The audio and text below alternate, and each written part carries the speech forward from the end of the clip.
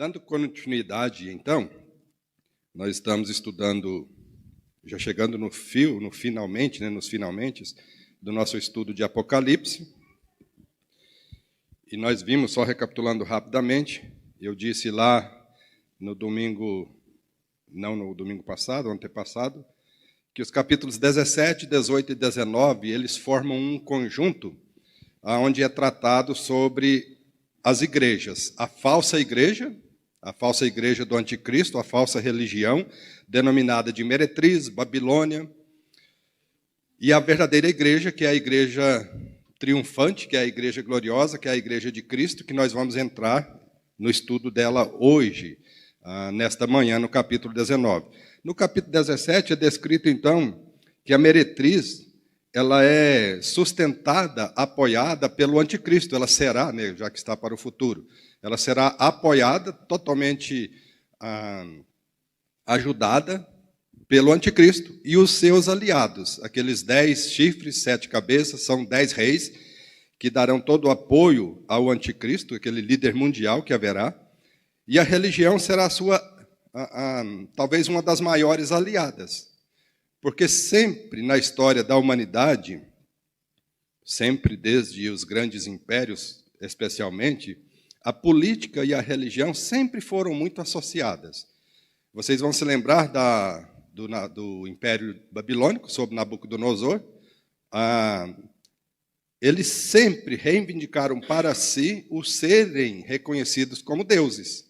E eles até impuseram adoração a si mesmo, criaram cultos. O Nabucodonosor, com aquela grande estátua de ouro, que obrigou a todos a adorar, os que não adorassem seriam jogados na fornalha de fogo, política e religião misturada. Depois o Império Medo-Persa, grego e Roma, sobretudo os Césares, eles se auto-intitulavam divinos, né? Então a política e a religião, até nos nossos dias hoje, ela está muito entrelaçada. Porque o político, usufruindo da religião, ele consegue um grande trunfo em suas mãos para o exercer a política do jeito que ele quer. E no período do anticristo, no período da tribulação, não será diferente. O anticristo ele dará todo o apoio à religião, porque a religião incitará as pessoas a se curvarem ante este líder mundial. E esta religião matará a muitos.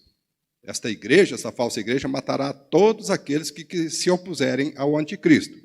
Então, no capítulo 17 é descrito que essa mulher é totalmente apoiada pelo anticristo. Porém, o próprio Senhor fará com que, numa certa altura, ela ou os seus aliados, né, o anticristo e todos os governantes da terra, se voltarão contra esta falsa religião e a aniquilará completamente. Porque o Senhor inculcará na mente desses reis que façam isso. Porque já disse para vocês foi no domingo passado, o próprio anticristo, o próprio Satanás, inclusive, e esta falsa religião nada mais são do que marionetes nas mãos de Deus para executar os seus objetivos, seus planos de julgamento sobre o mundo incrédulo. E isso ocorrerá na tribulação. Então o Senhor mesmo, no versículo 16, fala que ela será destruída. Os reis, o anticristo e os reis se voltarão contra ela e a farão devastada. Até tem um termo lá na atualizada, comerão a sua carne. É uma figura de linguagem para dizer que ela será totalmente aniquilada. Lembrando sempre, porque o Senhor incutiu isso nos corações. E aí, ao final, então, da tribulação, falei no domingo passado, nós estudamos, que no versículo 14, do 17 ainda, é dito que pelejarão quem? O anticristo e todos os seus aliados, porque a igreja já terá caído, já terá sido aniquilada. O anticristo e aqueles 10 monarcas que estarão dando a ele todo o apoio, lutarão contra Cristo. Aqui já é a vinda mesmo de Cristo. E mais precisamente, nós vamos estudar sobre a vinda de Cristo, a segunda vinda de Cristo, agora, no capítulo 19. Aqui é um pequeno parênteses mostrando que quando Cristo vier, o anticristo e seus aliados pelejarão contra Cristo. Pelejarão eles contra o Cordeiro e o Cordeiro os vencerá, que é o que nós veremos hoje pela manhã. Então, finalmente, Cristo vai aniquilar com o poder mundial dominante, o poder das trevas, E assim, por dizer, o fim do tempo dos gentios terá acabado. Quando os gentios, dominando sobre Israel, massacrando Israel, pisando sobre Israel, com a vinda de Cristo, com o aparecimento de Cristo, aniquilando os reinos deste mundo, e ele, Cristo, implantando o seu reino, terminou o tempo dos gentios e Cristo é que vai reinar. E aí falei sobre essa grande estátua lá de Nabucodonosor, que simbolizava, né?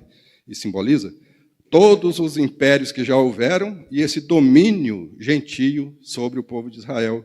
Quando a pedra cortada sem auxílio de mãos, Daniel fala isso lá no capítulo 2, 34 e 35, cortada sem auxílio de mãos, isso é a ação divina, é a ação de Deus. Essa pequena pedra vem e bate nos pés da estátua, lembra que é mistura de ferro e barro, que não tem solidez, por isso ele quebra, os pés quebrando, toda a estátua cai. Ou seja, todo o sistema governamental que já existiu e estará existindo na época do anticristo, um governo mundial, cairá, será aniquilado. E esta pedra, no versículo 35 de Daniel 2, fala que ela crescerá e encherá todo mundo, o governo de Cristo. Ele vai dominar por todo mundo, e aí sim, ele vai mostrar ao mundo, e ele de fato vai trazer a verdadeira paz para Israel e para todo mundo. Agora sim, isso foi uma pequena recapitulação. Capítulo 19, nós vamos estudar nesta manhã sobre as bodas do Cordeiro e a ceia das bodas do Cordeiro. O professor está presente, né? Se ele discorda de mim, a minha posição é assim. As bodas do Cordeiro, está tudo entrelaçado, tudo é uma coisa só, mas dividido um pouco. As bodas do Cordeiro e a ceia das bodas do Cordeiro são momentos distintos. E eu vou tentar, então, explicar nesta manhã, e espero que cresçamos nisso, e que isso nos traga, como foi dito, né, muito bem dito, hoje pela manhã aqui na leitura, que aquele cântico, né, também do Paulo César, os cânticos antigos, não que eu não goste dos de hoje, né, mas a letra deste cântico é fantástica, é tremenda, porque é bem bíblico, né? Todo o cuidado que deveríamos ter, ele é de Deus. A tua obra é tão somente descansar em mim. E, finalmente, nesse capítulo 19, está sendo descrito esse triunfo final que nós teremos por estarmos em Cristo.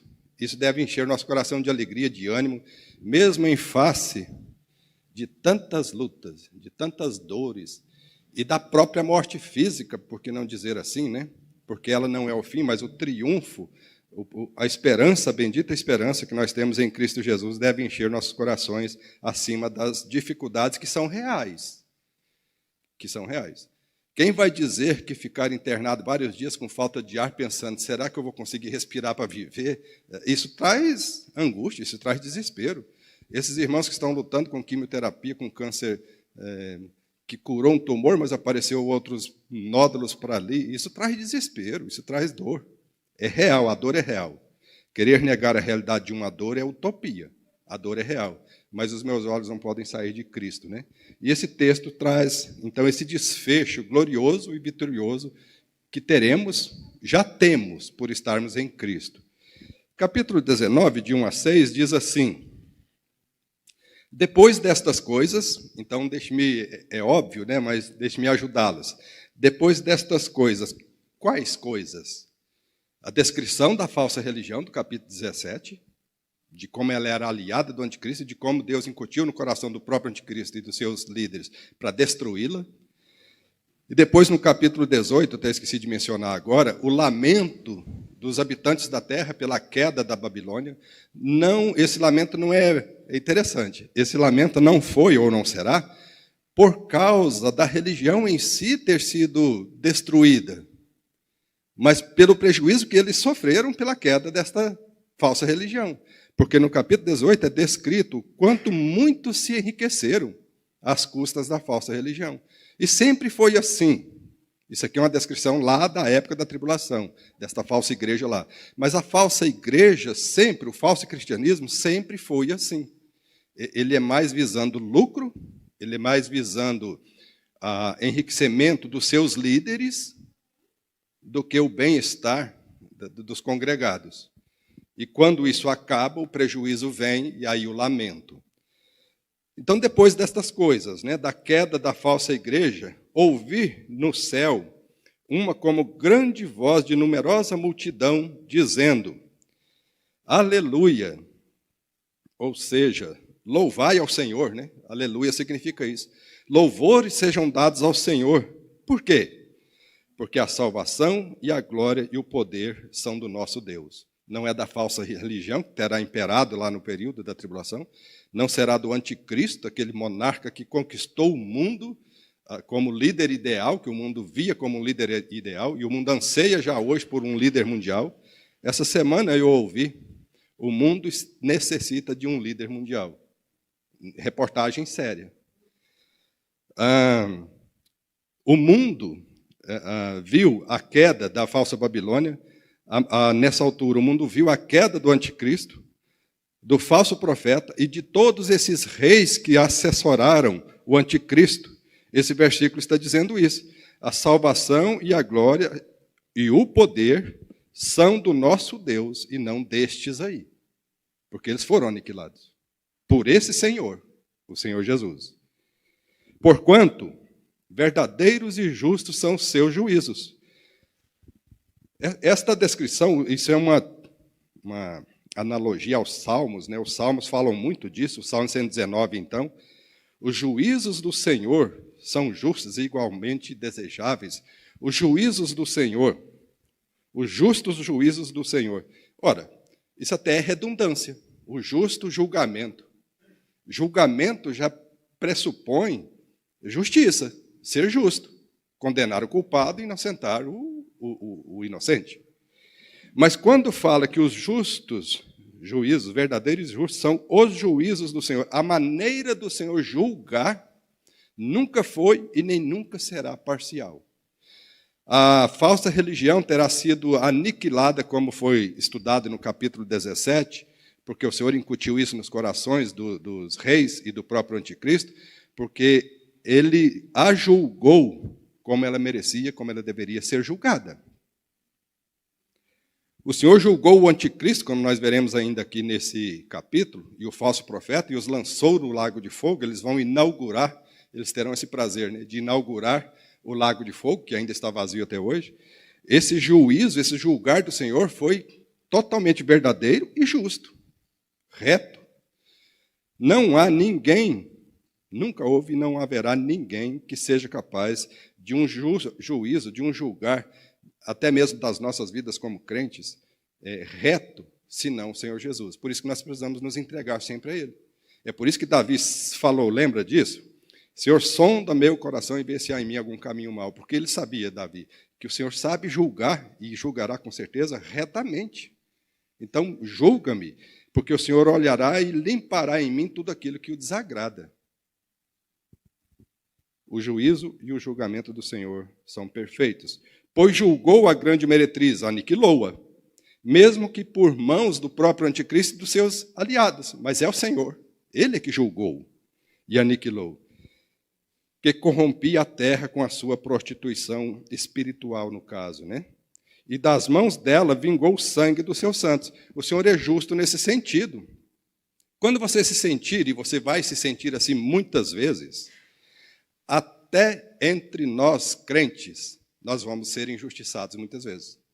Eu vou ser injustiçado por um irmão, esse irmão pode ser injustiçado por mim, porque nós somos falhos.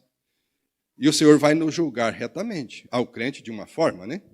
Nós não vamos ser condenados eternamente por causa disso, mas Ele vai cobrar de nós, como está escrito aqui, e das mãos dela, da falsa igreja, vingou o sangue dos seus servos. Então, muito cuidado, como crentes, em ficarmos agindo assim, puxando o tapete de um outro irmão. O Senhor vai tomar vingança disto. É o Senhor que é o justo juiz, e o Senhor vai pedir contas de nós, e nós vamos ver isso hoje, no tribunal de Cristo. O Senhor vai pedir conta de nós, e nós vamos perder galardão por nossas atitudes como crente. O que ficou antes da conversão, esqueça. Você era um corrupto, você era prejudicava pessoas sem medida, você se converteu. Aquilo não será você não será cobrado daquilo. Mas as obras do crente, a partir da sua conversão, elas vão ser colocadas diante do bema de Cristo, o tribunal de Cristo. E vamos receber, ou não, recompensas, não só por ganhar almas, sim, vamos ganhar recompensas por isso, pregar o evangelho e ganhar almas, mas o comportamento nosso como crente, abençoamos vida ou deixamos de abençoar vidas? Nós vamos ganhar, receber ou deixar de receber galardão devido ou dependendo da nossa postura, das nossas obras. Versículo 3, segunda vez disseram, a coisa será, né, porque está para o futuro, tão estupenda, tão glorioso, tão prazeroso para a igreja, que eles repetiram a mesma coisa. Segunda vez disseram, aleluia, louvai ao Senhor. E a sua fumaça sobe pelos séculos dos séculos. A fumaça da falsa igreja. O falso cristianismo sempre ludibriou e enganou pessoas ao longo das décadas, desde o nascimento da igreja. E isso será de forma muito mais intensa ainda nesse período da tribulação, com a falsa religião do anticristo. Mas, finalmente, o Senhor vai vingar. E toda a falsa igreja, por não ter o selo do Espírito Santo, será condenada. Essa fumaça sobe pelos séculos dos séculos, condenação eterna. Condenação eterna. Versículo 4. Os 24 anciãos, que nós já estudamos lá atrás, que tipificam a igreja, né? Os 24 anciãos e os 4 seres viventes prostraram-se e adoraram a Deus que se acha sentado no trono, dizendo, amém, assim seja, né? Aleluia, louvai ao Senhor.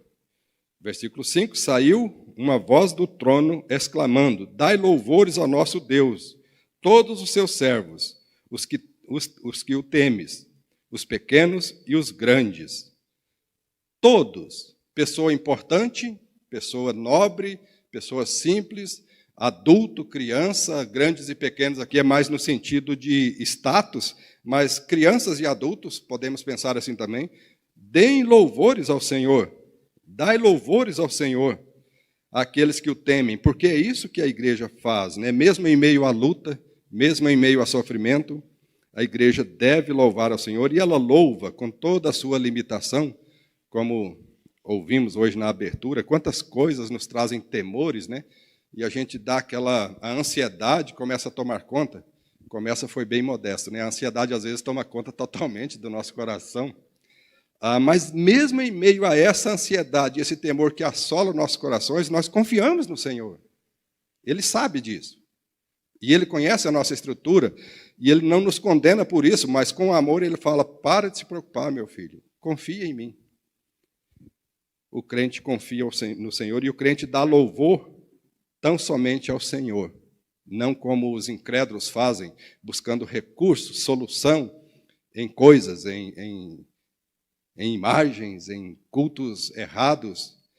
Eu disse domingo passado e repito, eu gosto muito do versículo de Paulo, que Paulo escreveu a Timóteo, em 2 Timóteo 1, 9, se não me falha a memória, quando ele diz assim, mas eu estou certo em quem tenho crido. Isso é diferente de dizer, por exemplo, eu sei em que tenho crido. Em que tenho crido é o que a falsa religião faz. E a fé em um objeto, às vezes, pode ser muito maior do que a fé de alguém que tem a sua confiança em quem? Na pessoa de Cristo.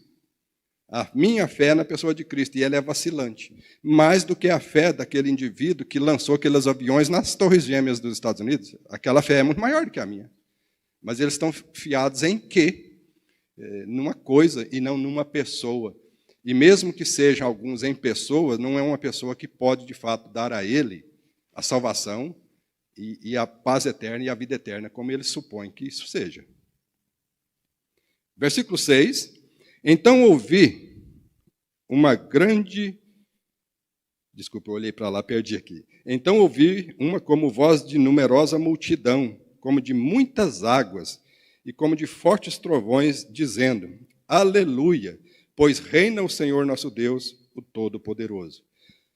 Não é que o Senhor nunca tenha reinado antes. Não é que o Senhor Jesus passará a reinar tão somente naquele período exato da história da humanidade, porque Deus não está dentro da nossa história. nós estamos dentro da história de Deus, temporalmente falando, né? Porque quando a gente estuda a criação de Adão e Eva e todo o desenvolver da história, Cristo veio, esse tempo ele é para nós. Deus criou assim, narra assim para a nossa compreensão, mas Deus não está limitado a esse tempo. Então Deus, Cristo Jesus, sempre reinaram. Mas, por causa da queda, o homem passou a reinar sobre si.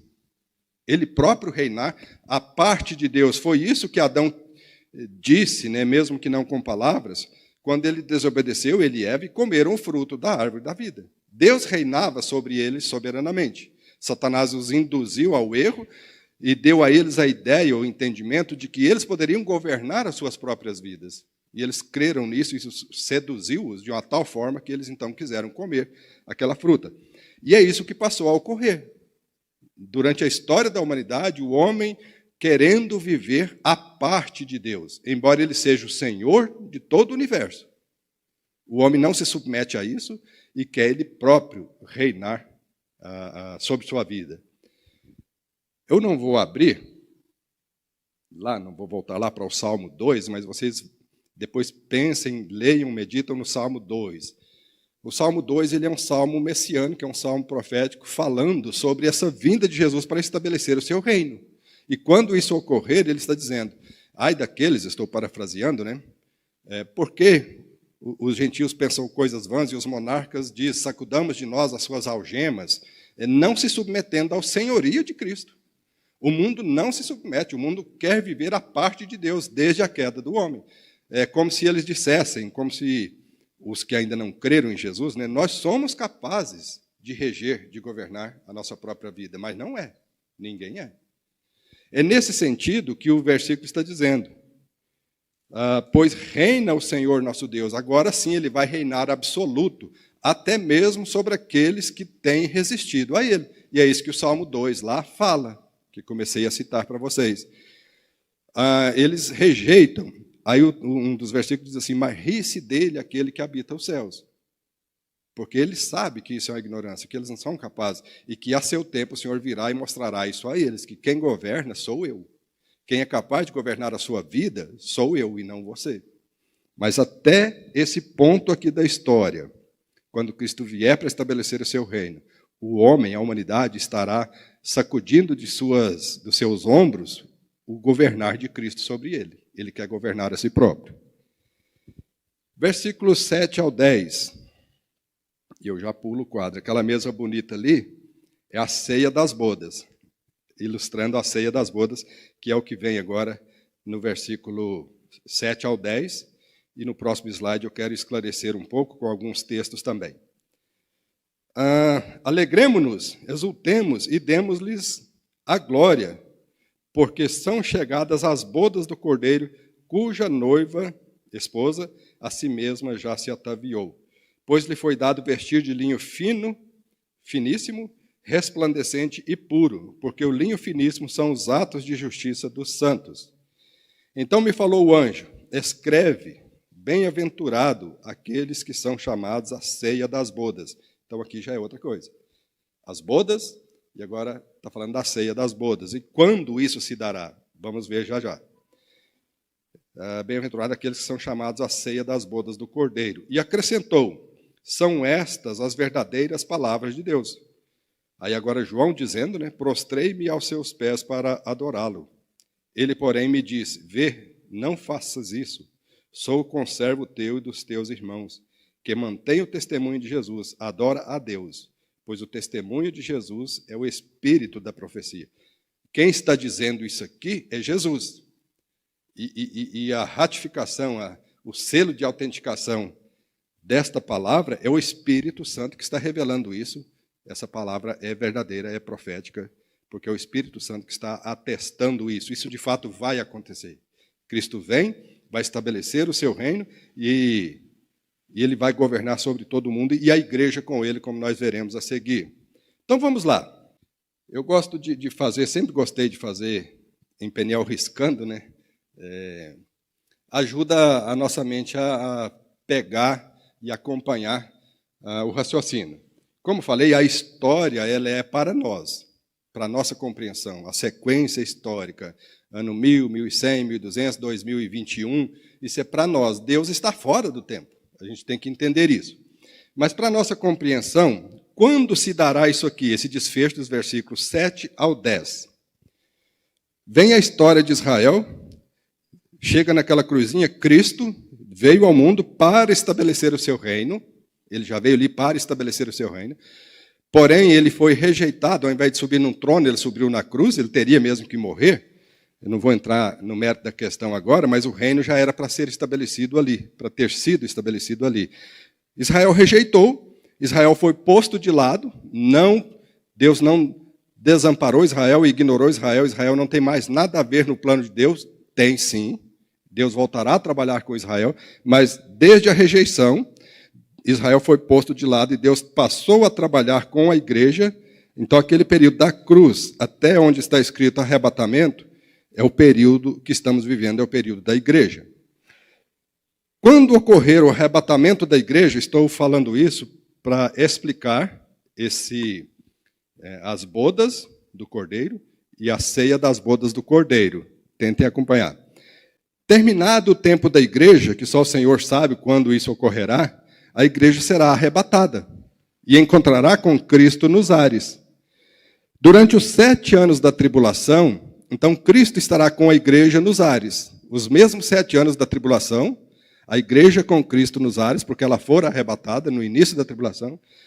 E esse período de 7 anos são as bodas do Cordeiro. É ali que se dá o casamento de Cristo com a igreja. E alguns fatores ocorrerão nesse período. Esse tempo é chamado o dia de Cristo, que é o dia do encontro da igreja com Cristo, da premiação, como falei agora há pouco, de cada crente, ou a não premiação, dependendo daquilo que fez, deixou de fazer, se glorificou a Deus, se o que fez foi para a glória de Deus, ou se o ministério, isso tem tudo a ver. O meu ministério eu fiz com afinco e até ganhei muitas almas, mas foi para a minha glória. Isso não terá galardão. O galardão não é tanto pela quantidade que se fez, mas é pela qualidade, se foi para glorificar a Cristo. Se foi, você receberá galardão. Se foi para a sua glória, para a sua exaltação, não. Então, nesse período, nesses 7 anos que a igreja passará com Cristo nos ares, ela estará sendo premiada por Cristo, recebendo seus galardões. Terminado esse período de 7 anos de tribulação, é que entra isso que a gente leu do versículo 1 até o versículo 6. Cristo desce com a igreja no final da tribulação. A segunda vinda de Cristo, ele desce, e quando ele estabelecer então o seu reino, destruir a todos que aceitaram a marca da besta, que ainda veremos hoje, ele então é estabelecida, né, a ceia das bodas do Cordeiro, e a igreja então entra para reinar com Cristo. E os que não são da igreja, espera que nós veremos. Essa analogia sempre foi utilizada para prefigurar o relacionamento de Cristo com a igreja. Cristo, o noivo, a igreja, a noiva. Aquele texto de João 3, né, quando os discípulos de João chegaram para ele e disseram, olha, aquele que está de lá que o Senhor tem falado está fazendo mais discípulo que o Senhor. Cuidado, senão ele sobressai. E João então fala para ele, nenhum homem pode receber ou fazer coisa alguma se do alto não lhe for dado. Então João reconhece, sim, ele está crescendo, mas se ele está crescendo é porque Deus está com ele. E se Deus está com ele, está fazendo-o crescer, quem sou eu para ficar com ciúme dele? Aí ele diz para os seus discípulos, vocês se lembram muito bem que eu já disse muito para vocês, eu não sou o noivo, quem tem o noivo é a noiva, e eu não sou o noivo. Então ele já distingue ali, e começa a mostrar essa figura de noivo e noiva. Quem tem a noiva é o noivo. Eu não sou o noivo, João falando. O amigo ouve a voz do noivo e muitos se alegram. Então, João está dizendo ali uma terceira categoria. Ele não é o noivo, ele não é Cristo. E ele está dizendo, eu não sou a noiva, mas eu sou o amigo do noivo. O convidado que entrará para essas bodas que nós veremos já já aqui. Eu vou mostrar um outro gráfico que vai ajudar melhor. Cristo desce na sua segunda vinda, ele mata com a espada que sai da sua boca todos que aceitaram a marca da besta. O próprio falso profeta, o anticristo, são lançados no lago de fogo. E aí tem a ceia das bodas do Cordeiro. Tem todo ali um período, né, um acontecimento, aí de sim, Cristo então começa a reinar por 1000 anos, o seu reinado milenar aqui na Terra. Depois vem os 1000 anos e para frente o pastor Jadir dará prosseguimento, né? Trono branco lá na frente, e isso vem para o futuro. O estudo para o futuro.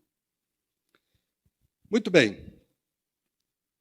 O casamento judaico, o casamento de Cristo com a sua noiva, a igreja, ele seguirá, o modelo de casamento seguirá o modelo, esse casamento seguirá o modelo do casamento judaico. O casamento judaico do Velho Testamento, não o casamento judaico hoje, é diferente do nosso um pouco, o ritual, mas temos que pensar no casamento judaico do Velho Testamento, que duravam 7 dias as bodas. Por exemplo, aqui eu fiz um paralelo para vocês verem e entenderem melhor.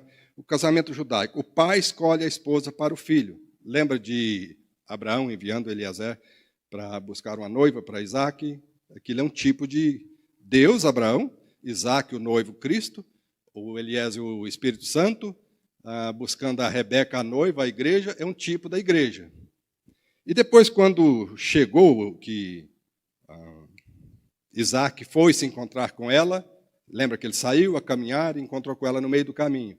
Cristo vem encontrar com a sua noiva, e a noiva sobe até ele.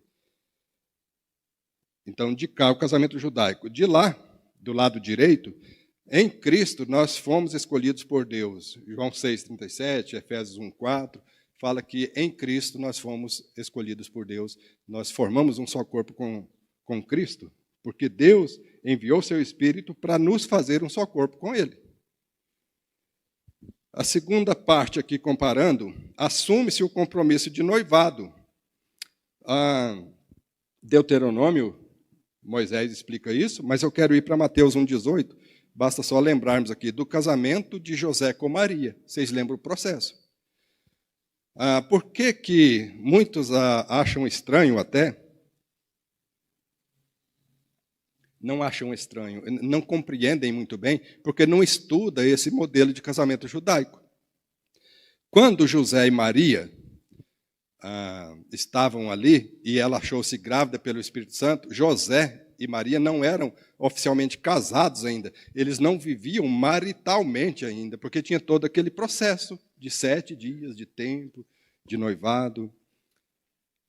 A igreja é chamada de noiva de Cristo, e Cristo é chamado de noivo da igreja. E tem várias referências no capítulo 5 de Efésios, foi lido o capítulo 5, mas um pouco antes, né, do versículo 25 em diante, quando Paulo está ali fazendo uma exortação para que os maridos amem a esposa como Cristo amou a igreja e a si mesmo se entregou por ela. Então ele está fazendo essa comparação de marido e mulher, de noivo e noiva. E em Apocalipse 19, 6-8, que a gente já leu aqui, ela é chamada de a noiva de Cristo, né? Havia um pagamento do dote, aqui embaixo, para se obter a noiva. Vários exemplos do Velho Testamento, poderíamos lembrar de vários textos, né, que já está ali e outros mais, de pessoas que pagaram um dote para receber a sua noiva. Talvez o mais emblemático deles tenha sido Jacó, né? Ele pagou dote por um, depois teve que pagar dote de novo pela verdadeira, porque é aquela que ele queria, não a que foi enganado, né? Então pagava-se o dote. 7 anos, 14 anos, hein? Isso aqui é amor. Trabalhei 7 anos para casar com a Raquel, com a Lia. Depois ele foi enganado, trabalhou mais 7 para ter o direito, é essa que eu quero. Cristo pagou o preço para obter a sua noiva. Aí há vários versículos que mostram isso. Cristo pagou o resgate para ter direito à noiva, né? Para casar com a noiva. Dentre vários textos bíblicos, o que mais me chama a atenção e me admira é esse de 1 Pedro 1, 18 e 19, quando Pedro fala, sabendo isso, que não foi mediante coisas corruptíveis, como ouro, prata ou pedra preciosa, que fomos resgatados do nosso fútil procedimento, mas com o precioso sangue, sangue sem mácula. Cristo pagou o nosso dote, ele nos comprou para ter o direito de casar com a igreja, fazendo aqui o comparativo, né? O noivo sai com um cortejo para buscar a noiva em sua residência, isso aí já dando bem assim nos finalmente para o casamento, né? E, levando para Cristo, o noivo sairá com o cortejo angelical para buscar a noiva, a fim de trazê-la para a casa do Pai. Que é isso que a gente está vendo no versículo 19, no capítulo 19. Ainda veremos, né, Cristo vindo com seu exército de anjos e a igreja com ele, para levar, a fim de levar essa noiva para a casa do Pai. Quem não se lembra de João 14, 1-3, né? Crede em Deus, crede também em mim. Não se turbe o vosso coração. Na casa de meu Pai há muitas moradas. E é isso que ocorrerá nesse dia, quando Cristo voltar com a sua igreja. Porque ele está com ela nos ares. Lembre disso. Os 7 anos da tribulação, Cristo está com a igreja nos ares, premiando-a. Findando aos 7 anos de tribulação, Cristo vem dos ares, não dos céus, a habitação eterna da igreja, dos ares, ele desce com a igreja e os anjos com ele. Tem a ceia desse casamento. Ele reina todos os 1000 anos sobre a terra com a igreja com ele. Nós veremos isso mais no capítulo 20 e 21, especialmente, na igreja reinando com Cristo, glorificada.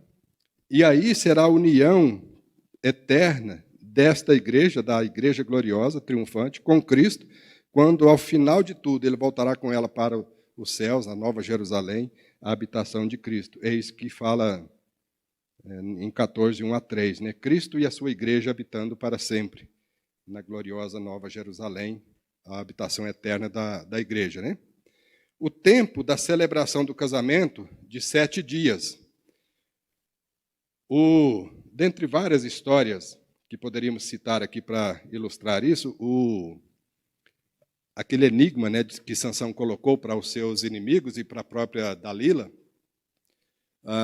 para lembrar e fazer esse comparativo, é dito ali que durante os 7 dias ela ficou importunando. Nesses versículos ali do capítulo 14 a gente vê isso. O tempo das bodas no céu durará exatos, não 7 dias literais, como era o casamento judaico lá, mas 7 anos, né? Os 7 anos da tribulação, Cristo estará com a igreja nos ares, tendo esta união vital com ela, e ao final ele descerá então com esta igreja para reinar sobre a terra e depois por toda a eternidade. Se alguém tiver alguma pergunta, pode falar e eu repito aqui e tento esclarecer, tá bom? A segunda vinda de Cristo. A segunda vinda está descrita nos versículos 11 até o 21. Nós vamos ler primeiramente só do 11 até o versículo 16, capítulo 11, versículos de 1 ao 16. Diz assim, João dizendo, né? Vi o céu aberto e eis um cavalo branco. O seu cavaleiro se chama Fiel e Verdadeiro e julga e peleja com justiça. Os seus olhos são chama de fogo, na sua cabeça há muitos diademas, muitas coroas. Tem um nome escrito que ninguém conhece senão ele mesmo. Está vestido com um manto tinto de sangue e o seu nome se chama, ele repete, o Verbo de Deus. E seguiam-no os exércitos que há nos céus, montados cavalos brancos, com vestiduras de linho finíssimo, branco e puro. Saía da sua boca uma espada afiada para com ela ferir as nações, e ele mesmo as regerá com cetro de ferro. E pessoalmente pisa o lagar do vinho do furor da ira de Deus Todo-Poderoso. Tem no seu manto e na sua coxa um nome escrito, Rei dos Reis e Senhor dos Senhores. Aquela ironia que Pilatos escreveu na cruz de Cristo, né? Esse é o Rei dos Reis, é o Rei dos Judeus, né? Ele é rei não só dos judeus, mas ele é Rei dos Reis. E ele é Senhor não só dos judeus, mas ele é Senhor dos Senhores. Finalmente, aqui o mundo tremerá e reconhecerá isso. Porque eu gosto muito, é uma maneira até interessante. Eu gosto muito, a igreja gosta muito, a igreja. Mas Satanás e seus demônios se curvarão diante do Senhor um dia e dirão, somente tu és Senhor. Eu fico pensando que coisa tremenda, né? Aquele que quis ser maior do que o próprio Senhor Jesus. Ao longo da história, isso que custou a queda dele. Finalmente chegará e dirá ao Senhor, porque ele é o Rei dos Reis e o Senhor do Senhor. Somente tu és Rei, somente tu és Senhor. E nós já fazemos isso e devemos fazer com muito mais ênfase, né? Reconhecendo que Jesus é o nosso Senhor, Ele é o nosso Rei, é Ele que governa a nossa vida. É essa a ideia de ser Rei e de ser Senhor. É reconhecer que Ele que governa a minha vida. É Ele que dirige a minha vida. Não sou eu que vou tomar as minhas decisões alheias à vontade dEle. Eu vou sempre submeter os meus passos, as minhas decisões. Eu vou mudar de trabalho, eu vou mudar de ministério, eu vou mudar... Por que não pensar que a coisa está... Vou mudar de esposa ou de esposo. Isso tudo tem que ser submetido ao Senhor, ao senhorio de Cristo. E o que Ele aprova, então, tá bom, vou fazer. O que Ele não aprova, eu também não vou fazer, eu não vou aprovar. Isso significa ter Jesus como Rei dos Reis, Senhor dos Senhores. Porque é muito comum, nas nossas orações a gente faz isso, e as pessoas fazem isso, né? Jesus é o Senhor, mas isso é da boca para fora. Ele não é Rei, Ele não é Senhor em suas vidas. Mas aqui, finalmente, o mundo reconhecerá isso, que Ele é o Senhor dos Senhores. Então vamos por parte. Versículo 11. O nome do cavaleiro. E aqui eu quero fazer um contraste, que o pastor Jadir, que deu essa lição lá na época, né, no capítulo 6, quando saem aqueles cavaleiros, o primeiro era um cavaleiro montado num cavalo branco.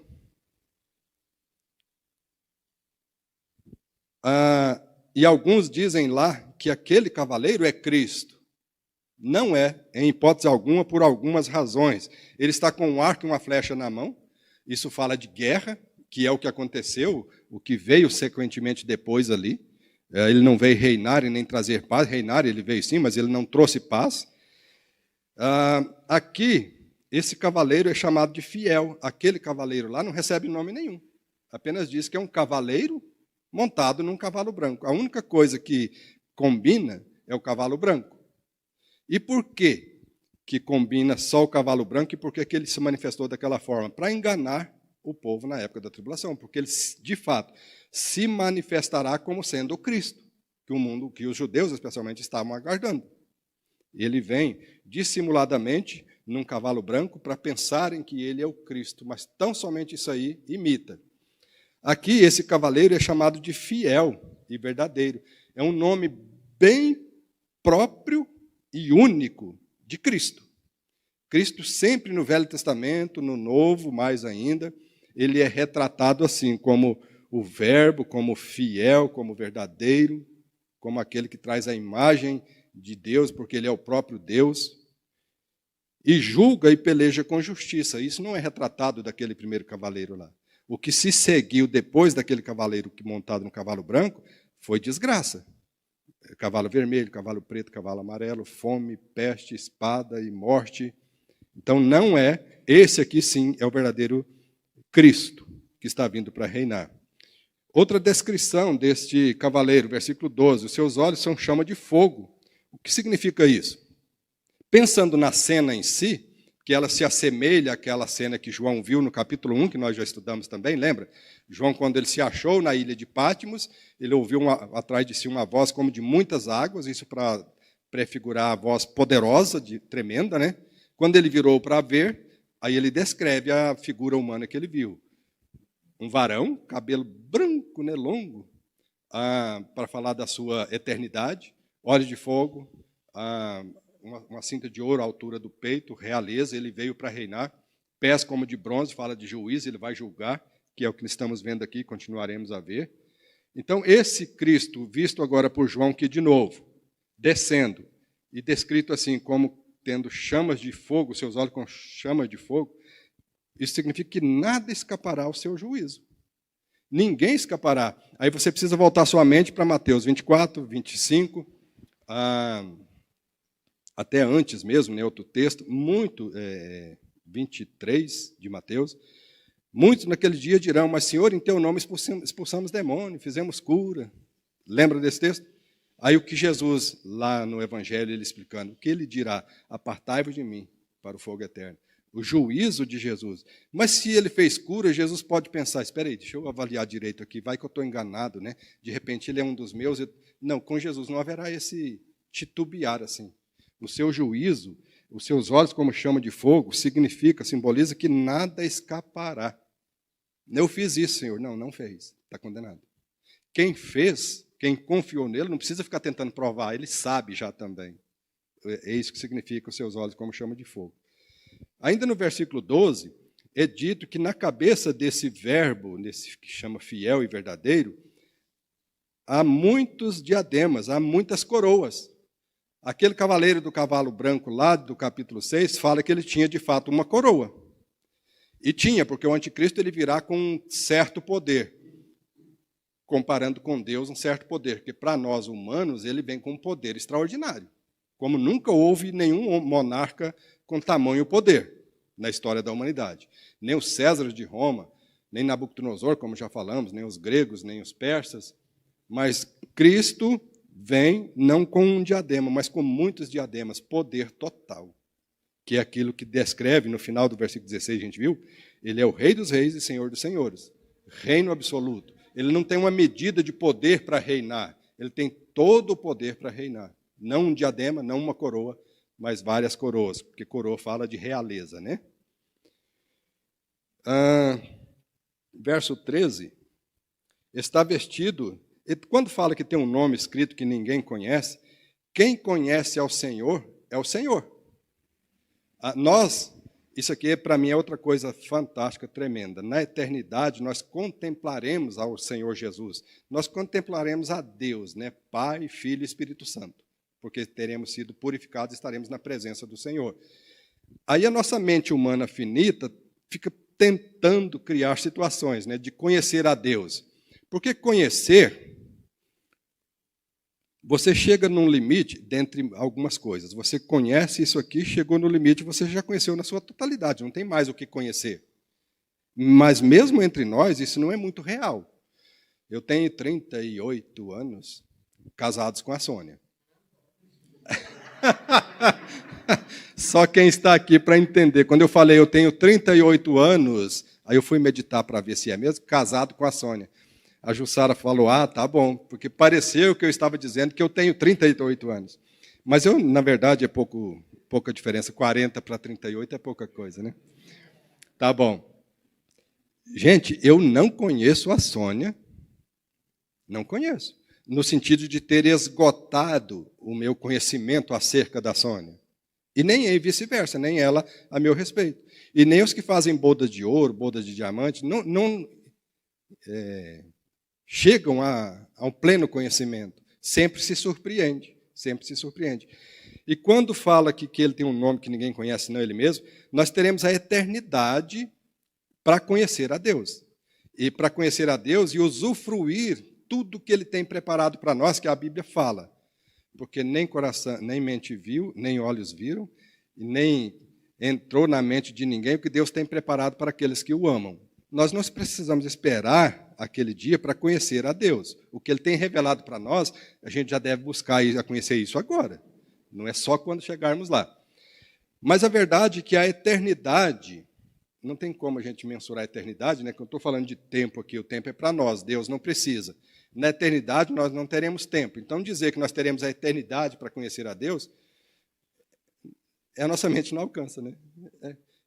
Contudo, a eternidade não nos dará um limite. Agora pronto, eu já conheci Deus na sua totalidade, não tenho mais o que conhecer de Deus. Jamais, jamais. Os anjos que estão na presença de Deus muito antes de nós e continuarão, os anjos não conhecem a Deus. No sentido assim, limitou, chegou ao limite do conhecimento de Deus, não há mais o que conhecer. Não tem isso, porque Deus é infinito. Em todos os aspectos, Deus é infinito. Em nos fazer o bem, em preparar maravilhas para nós, em nos amar, essa história aqui de Ele vir nos buscar para estar com Ele, os anjos ficam por entender que amor é esse que Deus teve, ao ponto de entregar seu próprio filho para morrer por essa plebe miserável aí, para fazer deles um corpo só e trazê-los para habitar com Ele na eternidade. Os anjos não compreendem isso. Isso é a eternidade que passaremos com o Senhor, né? Está vestido, versículo 13, está vestido de um manto tinto de sangue e o seu nome se chama o Verbo de Deus, né? Isso aqui coaduna muito com João, Evangelho de João, capítulo 1, versículo de 1 ao 3, né? O seu manto tinto de sangue. Aqui a figura, eu vou ganhar tempo, lá em Isaías 63, de 1 a 6, é falado, quem é esse que vem de Bosra, vestido de vestes talares, e por que estão salpicadas as suas vestes de suco de uva. Ali o paralelo é com o vinicultor, né? Aquele que fazia o vinho, que era pisando o lagar, que é aquele grande tanque cheio de uvas, e ele ficava pisando para fazer o vinho, e tinha um pequeno canal que esse líquido ia escorrendo ao ser pisado e caía dentro das vasilhas para fazer o vinho. E em pisar, é lógico, né? A figura não precisa nem de explicação, vai espirrar suco de uva na roupa da pessoa, e ficava bem salpicada de vermelho, do joelho para baixo ali, né? E quando é comparado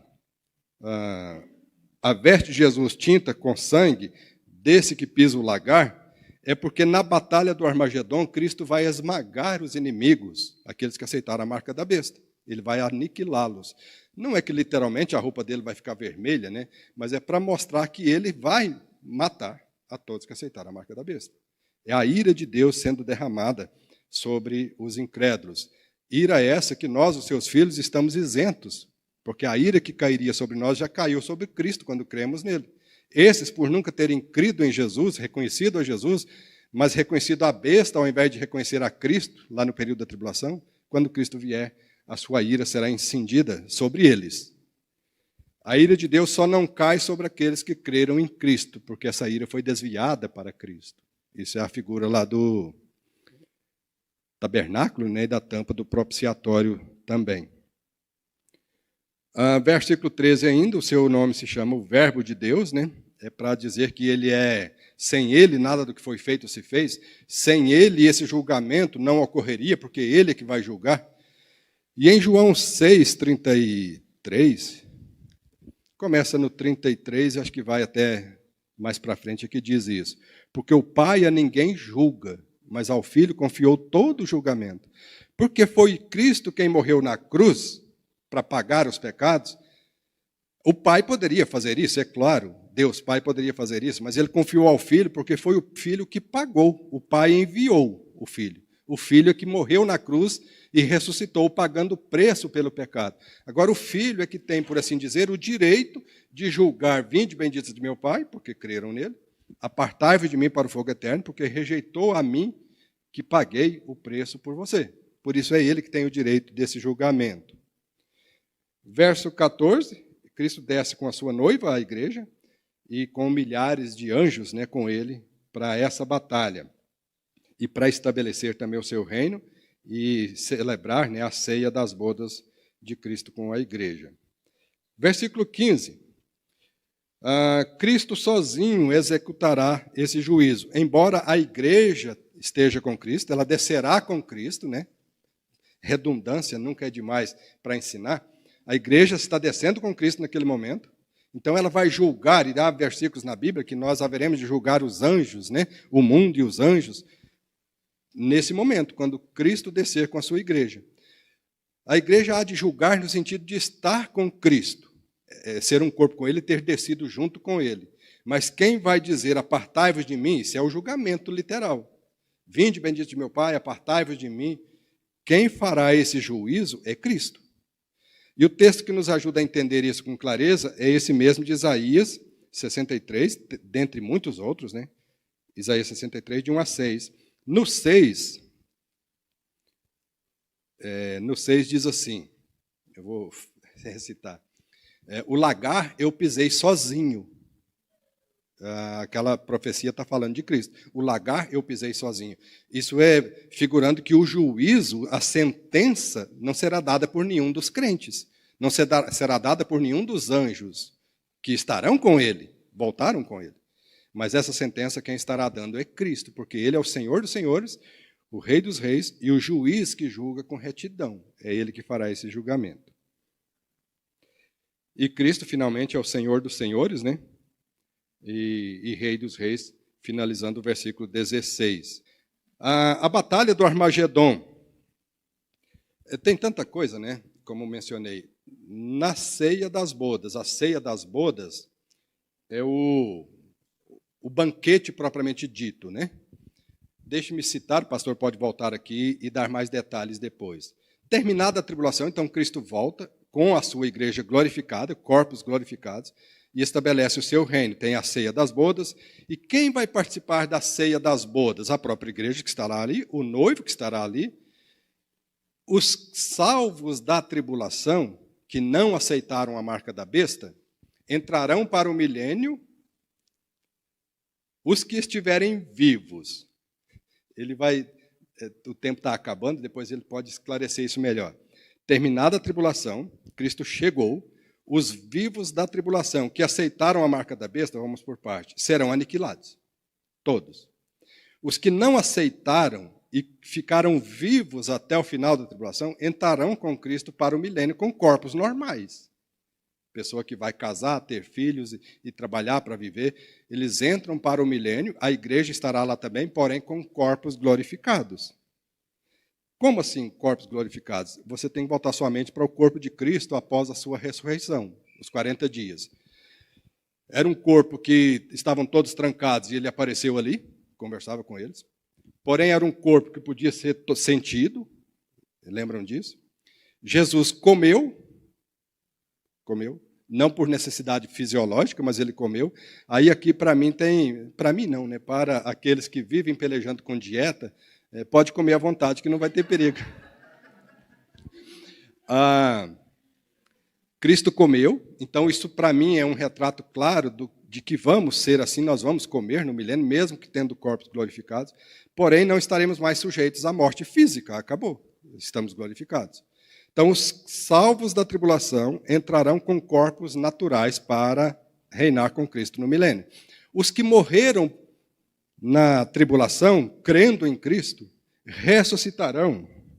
Vocês estão vendo ali escrito tribulação. Ao final, Cristo volta. Os que estiverem vivos ali, que aceitaram a marca da besta, serão todos aniquilados por Cristo.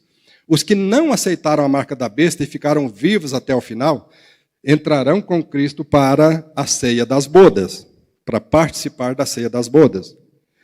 Os salvos que morreram durante a tribulação, não aceitando a marca da besta, ressuscitarão no final da tribulação. Ressuscitarão e participarão da ceia das bodas, como convidados, porque eles não são a igreja. Lembra de João 3, aquele texto ali, tem outros, mas aquele é muito interessante.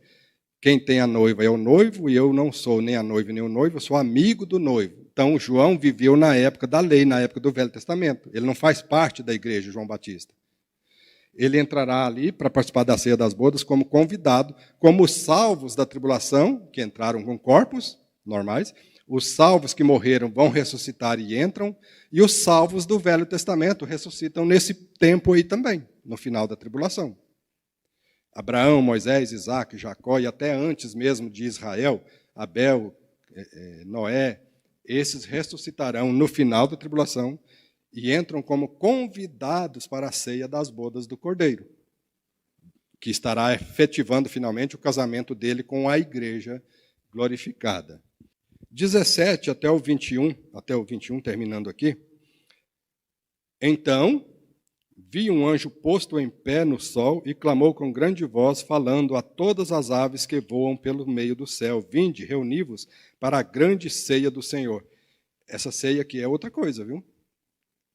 É muito assunto, né? Aqui o que João está vendo, esse anjo fala para João, é que sintetizando, simplificando, é assim: Cristo voltou, ele matou a todos que aceitaram a marca da besta com a espada que sai da sua boca, e aqui que a ceia, reuni-vos, as aves que voam nos céus, né, ave de rapina, abutres, reuni-vos para a grande ceia, por causa da carnificina que ocorrerá. É isso aqui que está falando. Essa ceia aqui é para os animais, as feras, os abutres, comer carne desses que foram destruídos com a espada que sai da boca de Cristo, matando todos que aceitaram a marca da besta. Versículo 18 explica: para que comais carnes de reis, carne de comandantes, carne de poderosos, carne de cavalos e de seus cavaleiros, carne de todos, quer livres, quer escravos, assim pequenos como grandes. Jesus falou também, lá quando ele foi indagado, né, quando ocorrerá isso, os discípulos perguntaram para ele, ele deu alguns sinais. Ele não falou, dia tal, do mês tal, do ano tal, ocorrerá a minha vinda e a batalha do Armagedon. Ele não falou assim, mas ele deu alguns sinais proféticos.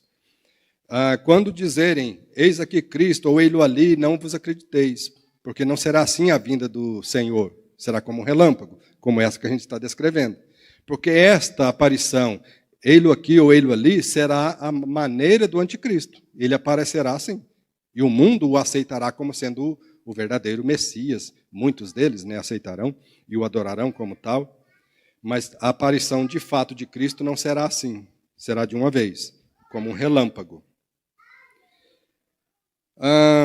Terminando aqui, o versículo 19 diz assim: E vi a besta e os reis da terra com seus exércitos congregados para pelejarem contra aquele que se achava montado no cavalo e contra o seu exército, os anjos e a igreja.